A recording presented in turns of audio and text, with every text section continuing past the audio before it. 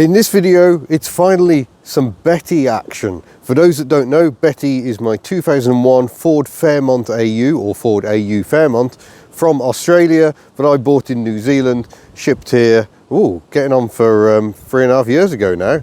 And we've been driving around a lot since. She's overdue a service. We're going to try and get that done, but we've got other things we need to do as well. We've got the GSA needs to move out the way. The 2CV needs to move out the way, and while we're at it, we're going to get the blingo out as well. Got the crank pulley to do on that. I'm not fancying that job. You're mucking about with timing belts. There is way too much chance of me making an utter balls up of it.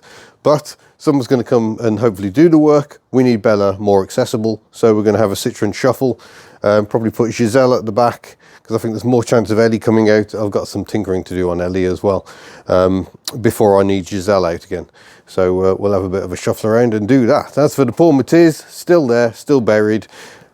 There is no reason for me to have that car on the road, and £200 a year tax and the insurance costs as well. I can't really justify the expense. That is why Myrtle is just sat there. Poor Myrtle.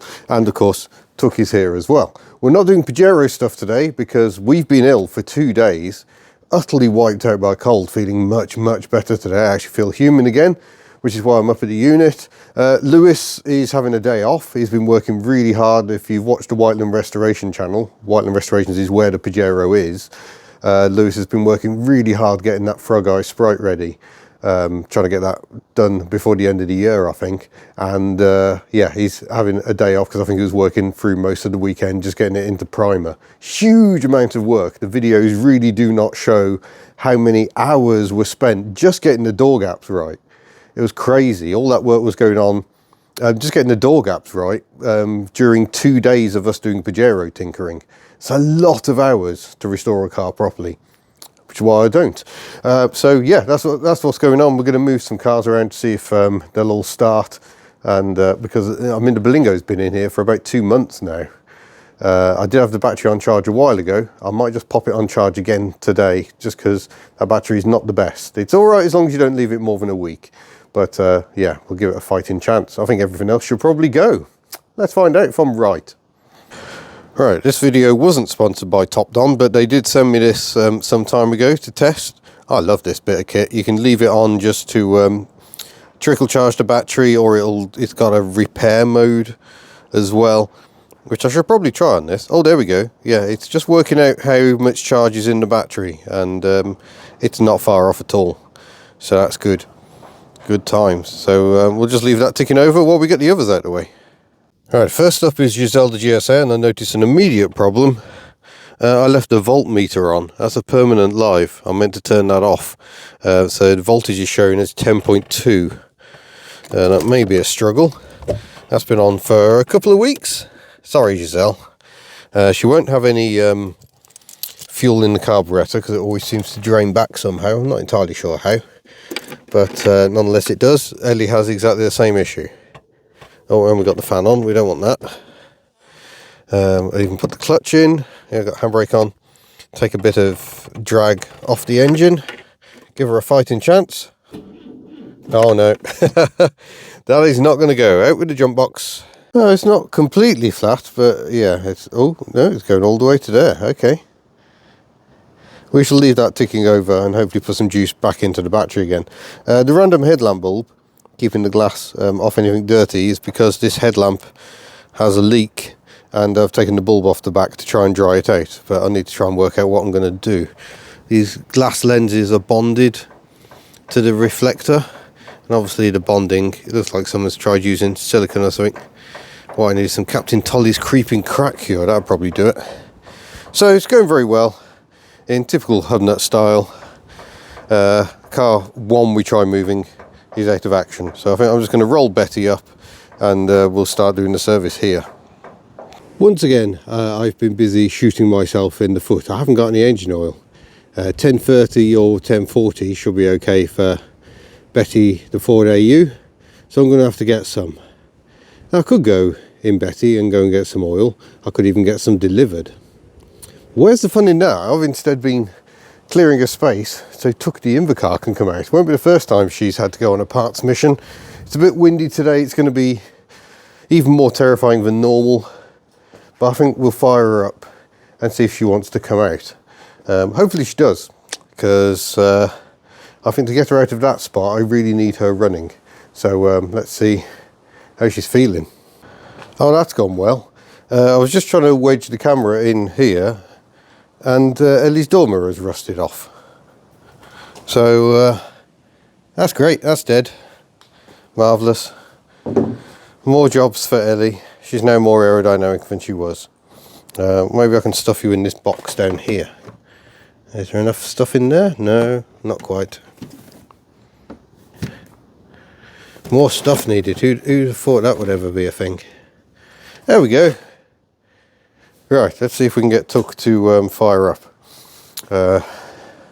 Again, she's been sitting here for months and months. Again, she will need a lot of cranking, but hopefully she'll be all right. I think I left the battery connected up. I hope so, because I can't really reach the engine bay at the moment. So that, oh yeah, that's live, showing 12.2 volts. I'll put the choke on maximum, pop the handbrake on, make sure she's in neutral, otherwise she'll start driving. Let's get her off the wooden chock. And here we go.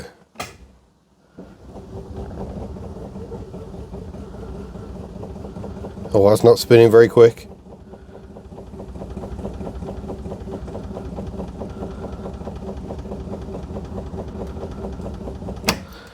Yeah, battery's left sitting. I'm very happy, and I've only got the one battery charger. I can't put it on all of them. I should perhaps cycle it around each car, but I never seem to manage to do that.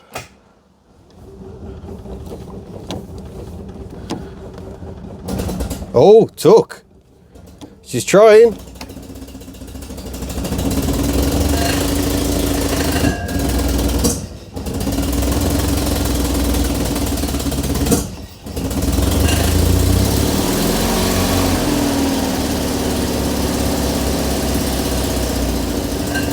Good old Tuck.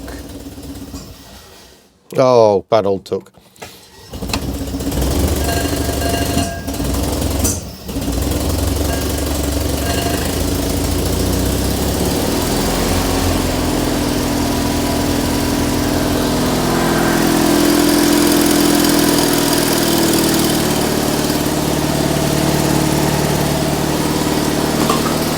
Well, there we go, folks. Months of inactivity and she just starts straight up. Let's try and squeeze her out of here.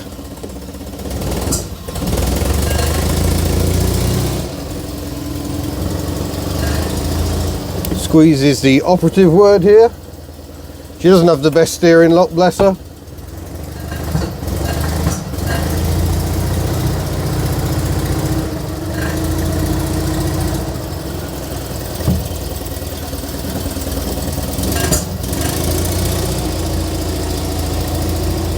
Oh, she's out though. Woohoo!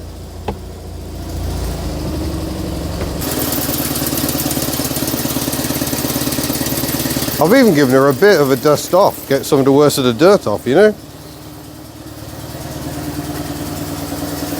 Absolute hero of the channel, this is Tuck, my little Invacar. Built for wheelchair users, she dates from 1972. She has an air-cooled flat twin engine and a CVT transmission. Or T is for transmission, so yeah, continuously variable transmission with a belt drive. And she's going to be my steed to go and get some oil, because why not? I'm not sure what I'm going to do for a camera. I could try the old beard cam. We'll see if that works. I can't promise it'll be any good. Right, the return of beard cam in Tuck the Invacar. Here we go then.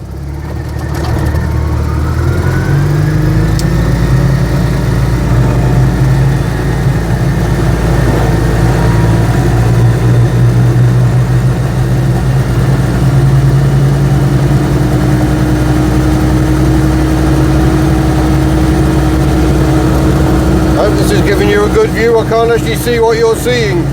I tried beard cam, but it didn't work. The phone just pinged out of my selfie stick, jammed down my top. People who've been watching since the early days of this project will remember beard cam was the thing, and I really did just have a phone kind of strapped to my chest, but it's not going to work. So not to worry, we'll continue as we are. So probably shake you around a lot. I don't think the image stabilization is quite going to cope. And we accelerate up to speed, and I use the term very loosely. That's 30 miles an hour. We're not far off the Land Rover though.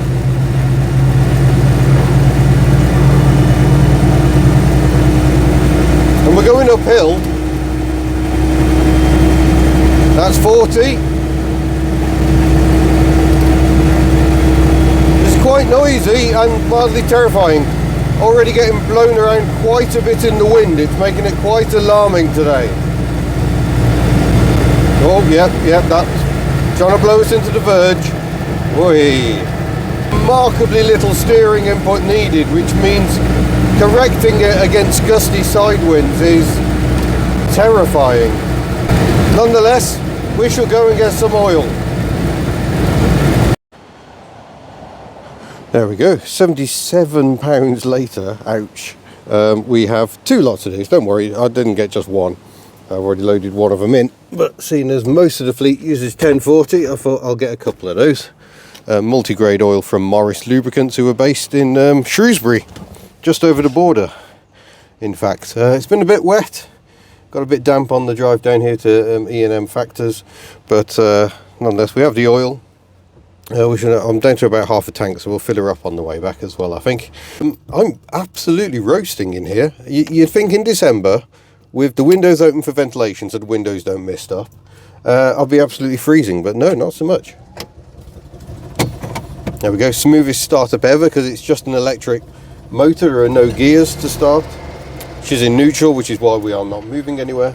Now I've got to wait for the revs to drop. I've got to wait for the central fugal clutch to disengage before I can pop her into gear. There we go. And away we go.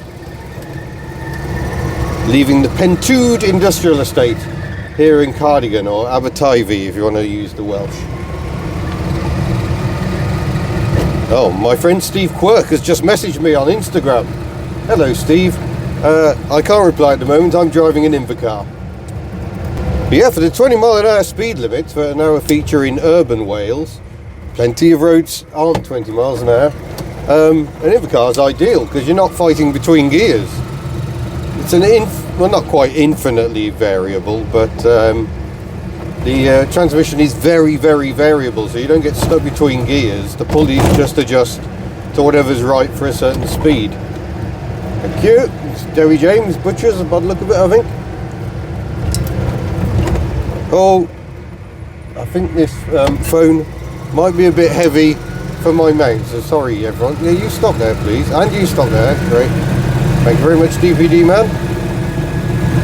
Yeah, I fear the weight of my phone is a bit much for the, excuse me, for the mount to handle. I haven't got the proper mount with me. I wasn't meant to be going out filming driving stuff today, but nonetheless that seems to be the way the day has evolved. I think we'll take the route through Cardigan, which is, or Aberteifi. It has actually won awards for how pretty it is this Christmas, and we went to a lantern parade in Aberteifi just about a week or so ago, and it was absolutely gorgeous. The van's parked on the pavement, making it absolutely impossible to see what's coming around the bend. Fire and security. Not very secure, I'd warrant. And here we go. Crossing the bridge over the Teifi River. And we'll go and have a potter through the town. I'd love to show you more of the town, but I can't really from this angle. That's a really, really old castle there. You can just see a tiny, tiny bit of it. Yeah, Cardigan. I mean, we did a Miss Hubnut video on Cardigan a while back, and we were almost a little bit reluctant because Cardigan has been in pretty serious decline, but since we made that video, things really seem to be turning around. Lots of new little shops coming in. The council down here obviously putting quite a lot of work into things like the Christmas lights and stuff. And it has a very positive vibe about it, in just the way Aberystwyth doesn't. Poor Aberystwyth just seems to get worse and worse, which is a little depressing. But I think Aberystwyth thinks it's better than it is, and yeah, it's becoming a grotty little town, unfortunately. Probably get shot for saying that, but that's what I feel. Whereas here in Cardigan, you're going to see the Saddler's Arms here on the right in a moment. God, it really is a bit of a crawl today. But again, centrifugal clutch, very easy. I just twist and go. You know, I drove this car through central London. I hope they're not laughing at me. And it's a joy. So that's the Saddler's Arms there, very old pub. Yeah, really making something of itself. So well done, Cardigan. There we go, 20 quid later and the tank is full. It's getting a bit squealy again. You just seem to get squealy after you've had it, especially if it hasn't been used for a while.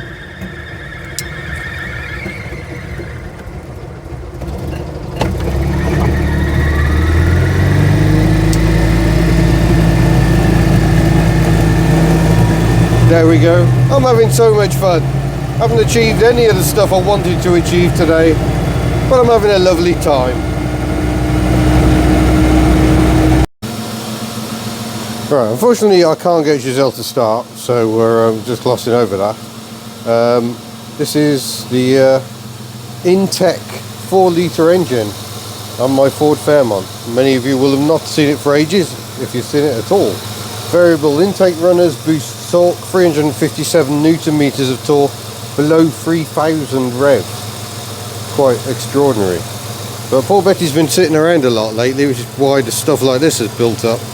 Just the alloy corrosion. So it's kind of a reminder that sometimes you're just better off using the car, even if it's a huge thirsty Australian car. I do have a new battery strap somewhere. That's lasted 3 years so far. This is what the exhaust sounds like after the up and down vid silencer delete. Quite raughty. But I think there might be a leak.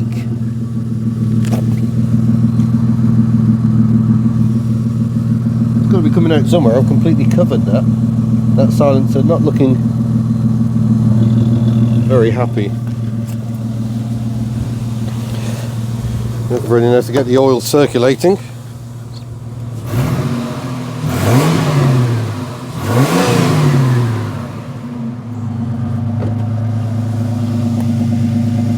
Many blubs were had. But yeah, a bit of rot creeping in here now, a bit of rot around the windscreen. So Wales slowly starting to take a bit of an effect on this car. Even though it had crown rust proofing 2 years ago, now it's probably due a top up of some form of anti-corrosion. But yeah, we've got the oil circulating. We'll knock her off and start draining it.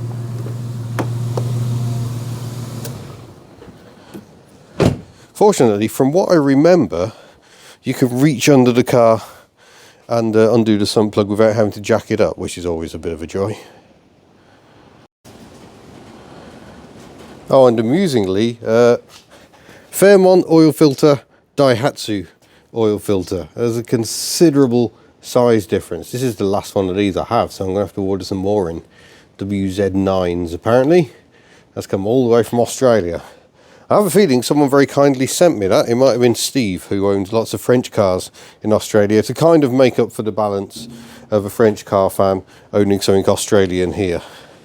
So the oil is draining, and I'm hoping it's not more oil from my catch can. I don't think it is. I forget what the capacity is. I should probably look it up. Nonetheless, that's draining away. See, I've just got a jack just to give me a bit of extra working height, just so I could reach in, but that's all good. I've got to remember where the oil filter is. Is it this side? No, it doesn't look like it. Does that mean it's under here somewhere? If you were an oil filter, where would you hide? There it is.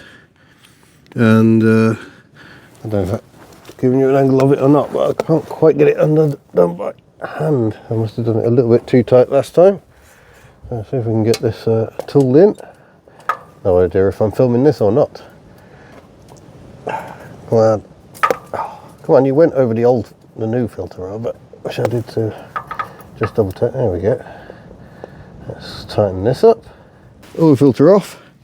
Most of it is. Let's get a new one fitted, and this interim service type thing is done. Now, annoyingly, I'm glad I bought 2 oil containers. I believe the full capacity with an oil filter change, because you've seen the size of the oil filter, that's half a litre in itself, 5.5 litres. How irritating is that? But there's probably still a little bit left in there, so we'll go with 4 and then we'll start just checking the dipstick as we go. Got the oil in, it's showing us okay on the dipstick. So we'll just give her a very quick run to get the oil circulating and hopefully get the pressure up. Where's the oil pressure? There it is over there. You got your eye on that? Went out pretty much quickly. Oil pressure building up nicely. Yeah, it's actually got an oil pressure gauge. There we go. We'll just let that settle down again, then we'll do a final oil level check. We'll have a peek at the air filter as well. We changed that. We did a service last year, but then we found we didn't have most of the things we needed. So I think the spark plugs got changed late. I think we changed the air filter late. So we'll have a quick peek. If it's not disgusting, we'll probably leave well alone. But oh no, we're all right for screen wash. Screen wash isn't too bad. Yeah, let's have a look.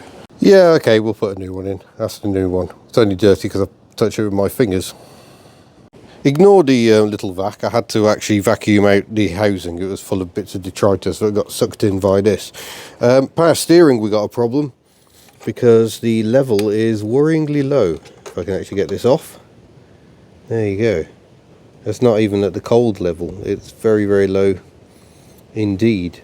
And look at the colour. It's a sort of goldy colour, which to me is clear with dirt in it, is probably what that is. And yeah, I'm not really sure what to do because the AU has its own fluid. How irritating is that? I may have to get a bottle sent from Australia. You can use ATF, but apparently ATF will cause all manner of issues with various seals and things. Earlier Falcons, you can use ATF. The AU, they changed it for something that Mobil made for a time and no longer does. But I believe Valvoline have something that will do it. So I'm just going to have to hope that leak. There's been a slight leak for a long time. I can't remember the last time I even looked at the power steering fluid. And not something that's majorly developed, because I'm not going to be getting that in a hurry, especially with Christmas and everything in the way. But I already need to order lots of things from Australia. But problem is I've got my tax bill in January, so it's probably not going to be any time soon. I may have to order that specially. As ever, advice welcomed from Aussie chums. But otherwise, I think we're there. We've done the oil change. I've checked the level again. That's all good. And we've done the air filter. Spark plugs I don't think have been in there that long. So just as the basic keep it going.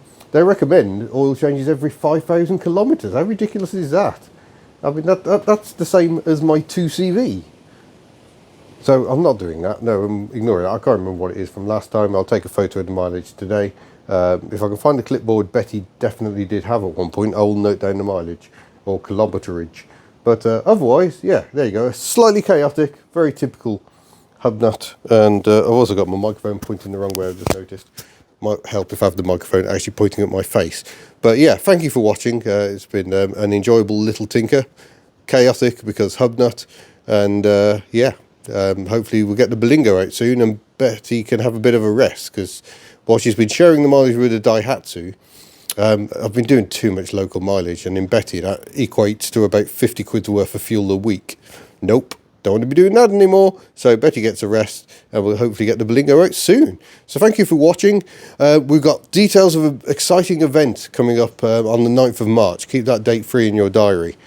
Joining forces with Steph iDriver Classic and Matt Furious for what we hope is going to be a really enjoyable little event. More details once we have them. We've got to just finalise a few things before we can get the tickets on site online. That's probably going to be mid-January by the time we get around to that. And I also need to mention, obviously, Hub.Nut store will be closed from this Friday until after Christmas. We'll have the store up so you can place orders, but we won't be processing them until we're back again in January. And I'm just trying to think if there's anything else. I'm sure there's something else. Yes, live stream. Christmas Eve on the 23rd of December. I haven't decided the time yet. It's likely to be sort of lunchtime-y, early afternoonish. We're going to do a live stream and just have a bit of a natter and talk about what's going on the Hub.Nut channel. So please join us for that. And otherwise, we shall see you soon. Bye!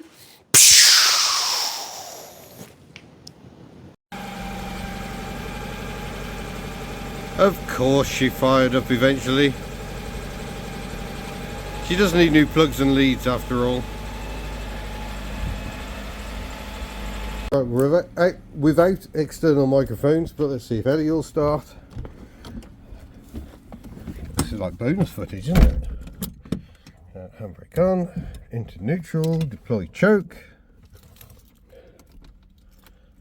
key in, ignition on, there's the old pressure light, neutral check.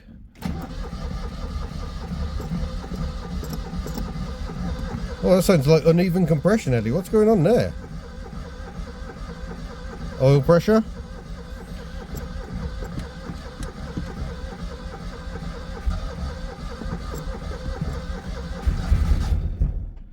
Very nearly, Ellie.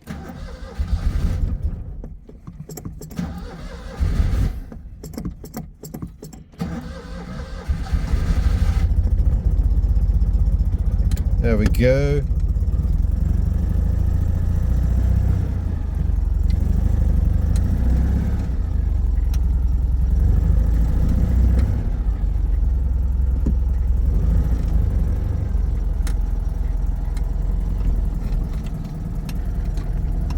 Filthy windscreen.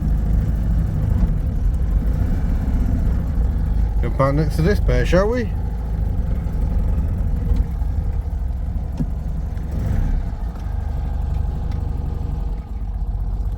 Always use as little choke as you can get away with.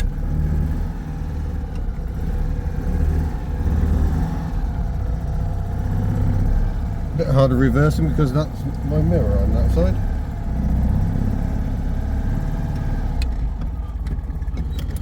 Go. Oh. Happy sight. Well, let's see if we can complete the set. Bella has not started for quite a long time. Myrtle's saying, what are you on about? It's 5 seconds compared to poor me. Right, handbrake on, into neutral, ignition. No glow plugs because this engine doesn't rely on them. Oh, she's bleeping because the oil level is allegedly low, but this vehicle does have a habit of lying. Oh, and you reckon she's due a service? Okay, that could well be true. Oh, all the cylinders?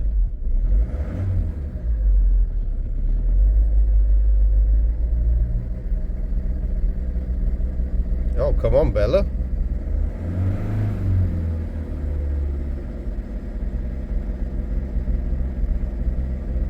Does that hint at injector trouble?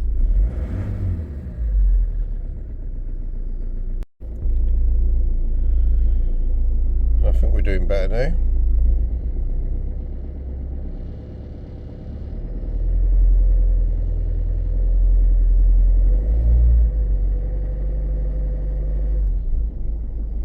See if you can hear why I think this pulley needs changing.